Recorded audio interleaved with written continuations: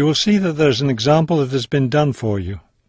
On this occasion only, the conversation relating to this will be played first. This is the ClearPoint Telephone Company Customer Service Office. My name is Ms. Jones. How may I help you? Yes, I'm moving and I'd like to arrange to have a phone line installed. The woman answers the phone. This is the ClearPoint Telephone Company Customer Service Office. So the words telephone company have been written at the top of the form. Now we shall begin. You should answer the questions as you listen, because you will not hear the recording a second time. Listen carefully and answer questions 1 to 4. This is the ClearPoint Telephone Company Customer Service Office. My name is Ms. Jones. How may I help you? Yes, I'm moving and I'd like to arrange to have a phone line installed. Of course. Let me get some information from you first. May I have your name, please? It's Kramer, Harold Kramer. And would you spell your last name for me, please? Kramer. M-E-R. Got it. Okay. Could I have the address where you'd like to have the telephone connected? That would be number 58, Fulton Avenue, apartment 12. Is that a business or a residence? A residence. It's my new home address. Then the type of phone service you want is residential, not business? Yes, it's for my home. All right, fine. Now, let me get your employment information. Who is your current employer? I work at the Wrightsville Medical Group. Then your occupation is doctor? No, I work for the doctors. I'm the office manager.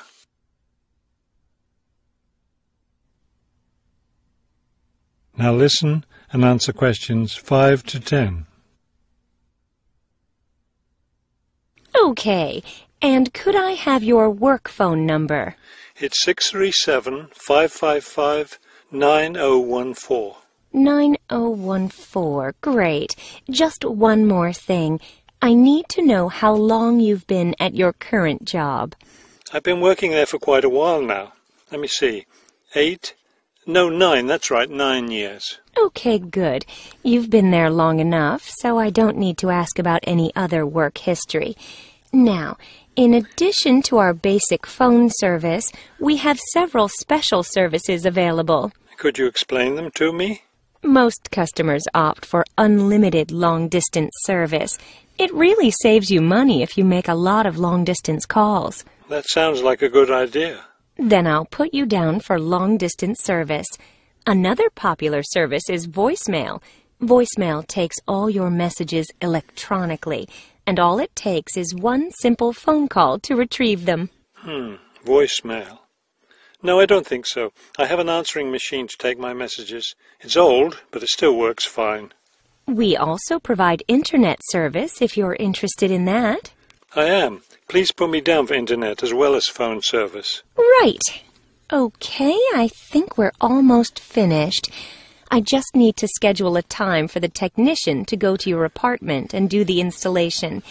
Let me see. What about next Tuesday? Would that work for you? No, not Tuesday. I'll be at a conference all day. Wednesday would work, though. I'm afraid I won't have any technicians in your area on Wednesday. I could send someone on Friday. That would be fine. What time of day works best for you? Morning or afternoon? Morning would be best. All right, then. It's on the schedule. Do you have any questions? No, I don't think so. Thank you for calling ClearPoint. That is the end of section 1. You now have half a minute to check your answers.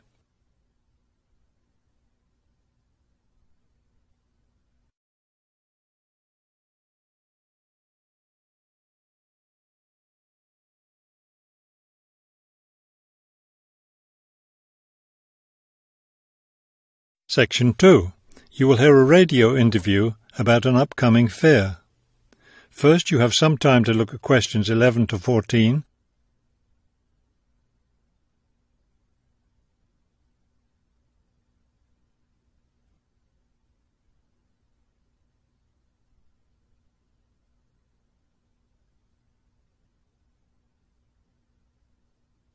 As you listen to the first part of the talk, answer questions 11 to 14. Good afternoon and welcome to City Hour, the radio show that brings you all the latest information about events in and around our city. Today we have with us Cynthia Smith, who is heading up this year's City Fair. Cynthia, would you start by giving us some of the basic information about the fair? Where will it take place this year? I'm glad you asked that question because I know most people will be expecting the fair to be at the fairgrounds as usual, but we've had to change the location this year due to some construction work. You know, they're building the new high school in that neighbourhood and they've been using the fairgrounds as a place to store construction materials. So we've moved the fair to City Park, which I think is a wonderful location. Yes, that will be a great place for the fair. I understand that the fair begins on Friday morning with a special opening event. Actually, it won't begin until that evening, but you're right about the special event. Traditionally, we've begun with a parade, but this year our opening event will be a special dance performance. And the most exciting part is that the mayor will be one of the dancers. The mayor is a woman of many talents. Cynthia, could you tell our listeners about the price of admission? What will it cost to attend the fair? We're trying to keep the price down as much as possible. A 3-day pass is just $25, or you can buy a Saturday or Sunday only pass for $15.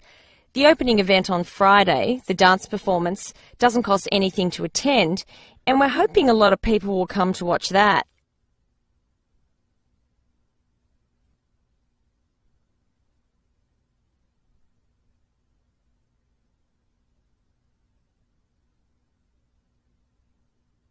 Now listen and answer questions 15 to 20. Could you tell us about some of the events planned for Saturday and Sunday, the main days of the fair? We have a lot of exciting things planned. There are a number of events especially for children, including a clown show on Saturday afternoon.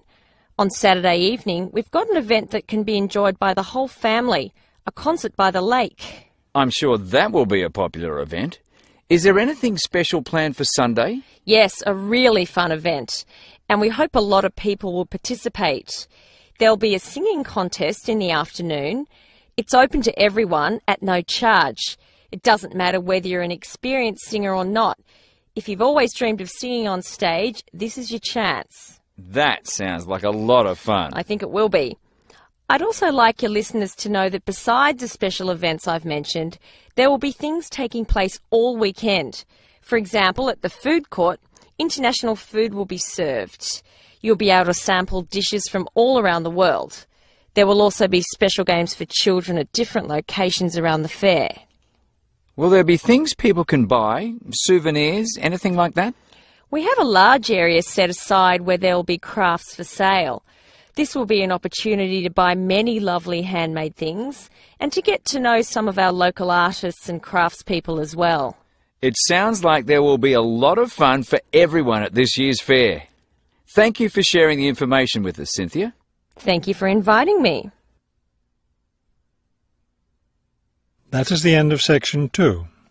You now have half a minute to check your answers.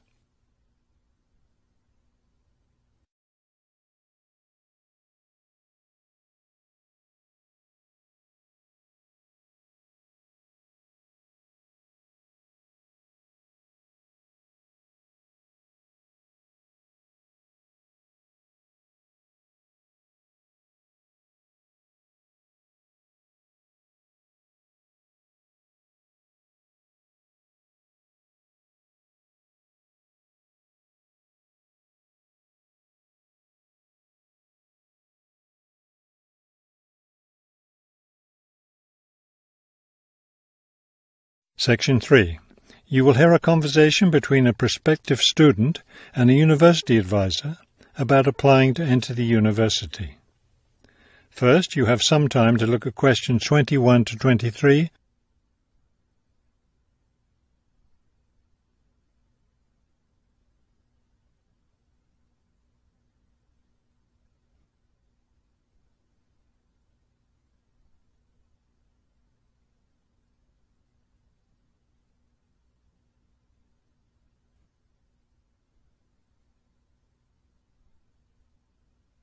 As you listen to the first part of the conversation, answer questions 21 to 23.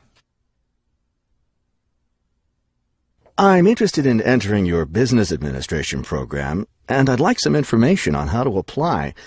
I'm a little concerned because I've been out of school for a number of years. That could actually work to your advantage. It's possible to get academic credit for work experience if that experience is related to courses in our program. I've been working in business for several years. How would I get academic credit for that? First, you'll need to read the university catalogue to see if any of the course descriptions match your specific job experience. For example, if you've worked in accounting, you may be able to get credit for an accounting course. So then what would I do?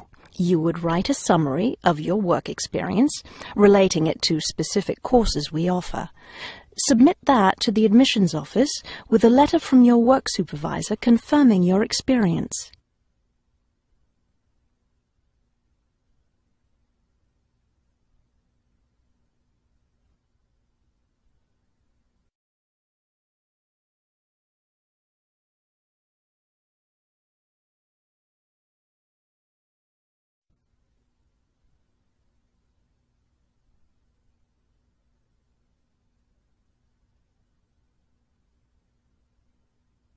Now listen and answer questions 24 to 30.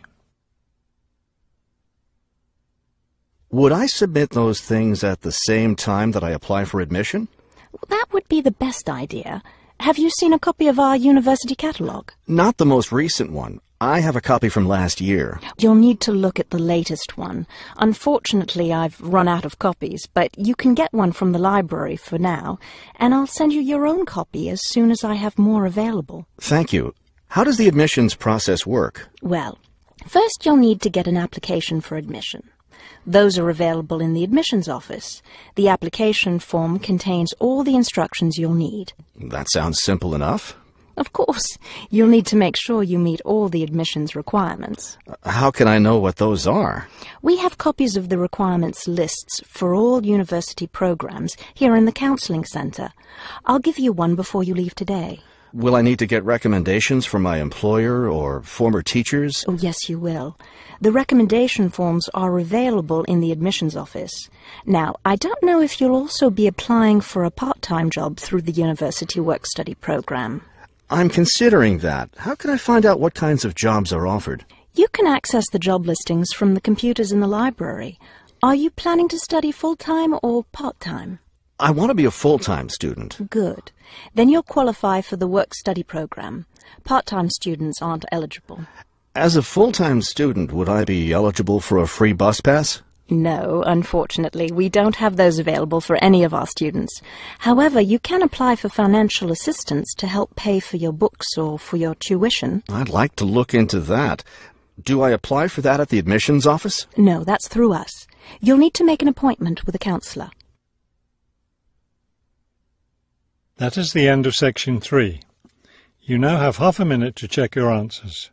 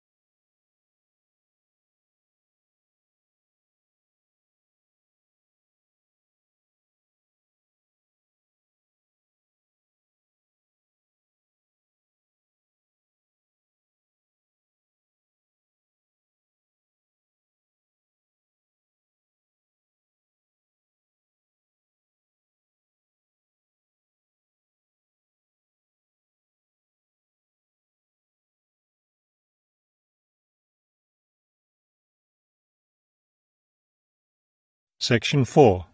You will hear a lecture about the black bear. First, you have some time to look at questions 31 to 35.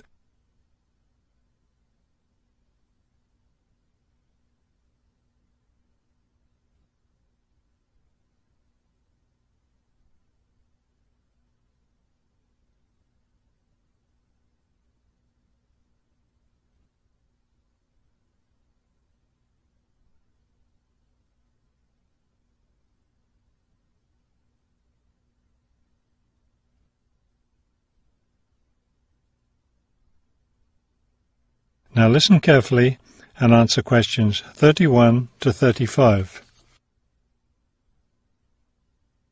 The black bear, or Ursus americanus, has a wide range inhabiting forested areas of North America, including Canada, the United States, and parts of northern Mexico. Black bears are omnivores, getting their nutrition from a wide variety of plants and animals. The particular foods any one bear eats depends on what's available in the area where that bear lives, as well as on the season of the year. Generally speaking, plant foods make up 90% of the bear's diet. The rest of its meals consist of animal foods, such as insects and fish. Bears have a relatively long gestation period. Mating takes place in the spring or early summer, but bear cubs aren't born until the following winter. Usually, 2 cubs are born at a time, although some litters may have as many as 5 cubs. Bear cubs are dependent on their mother and may stay with her for close to 2 years. Wild black bears can live as long as 25 years. They've lived for as long as 30 years or more in captivity.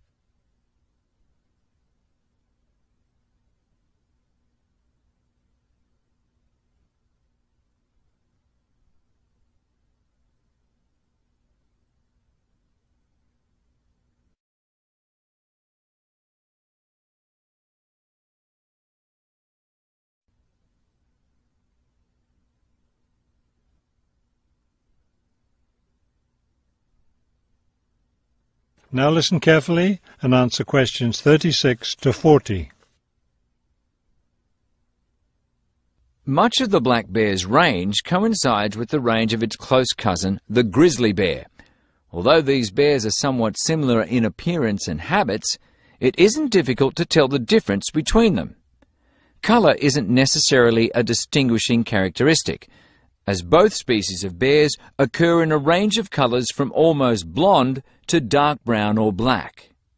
Many black bears, however, have a patch of fur on their chests that's lighter in colour than the rest of their fur. Grizzly bears don't have this patch. Size isn't always a distinguishing feature either, although grizzly bears are usually heavier with an average weight of 225 kilos. Black bears average 140 kilos in weight. Grizzly bears spend time digging in the ground for roots and tubers that make up part of their diet. The large muscles they need for this give them a distinct shoulder hump. This hump is absent in black bears, which don't do the same kind of digging. The shape of the face and ears is also different in each species of bear. Grizzly bears have a depression between the eyes and nose, and short, round ears. Black bears, on the other hand, have a straighter profile and longer, more pointed ears. Grizzly bears are known for their fearsome, long, sharp claws. Black bears have shorter claws, which are better suited for climbing trees. That is the end of section 4. You now